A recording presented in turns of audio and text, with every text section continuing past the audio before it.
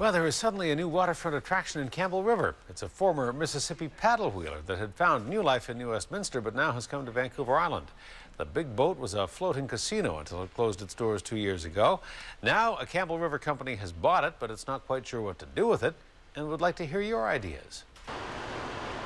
Campbell Riverites are used to gazing upon the waters to see cruise ships, tugboats, and other vessels going by. But today, the sight of a Mississippi paddle wheeler was way out of the norm.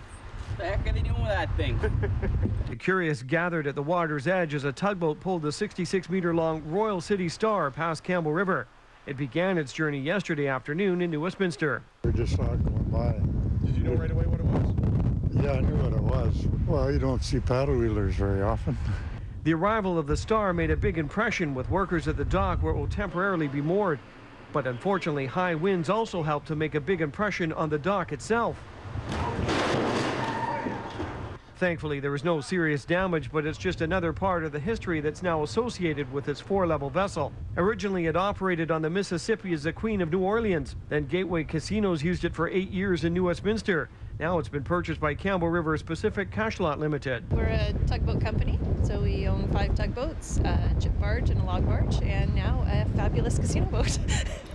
The vessel was purchased for an undisclosed amount in an as-is condition. That means there are still a few gaming tables, bar accessories, and oodles of empty chairs where the slot machines were. It's unclear whether the Lottery Corporation would ever allow it to be used as a second casino for Campbell River, but Casino Life was where the vessel was first noticed. Me and my wife have gambled on it. I think my parents have too a few times when it was in New West.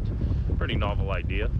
It was Jason Bolio's father, Al, that purchased the paddle wheeler. Now it's Jason's job to clean it up. Making sure everything's running, making sure nothing's going to freeze over the next couple of weeks here.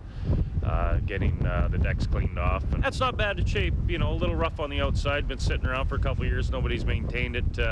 But a good pressure wash and a little bit of elbow grease, anything looks good.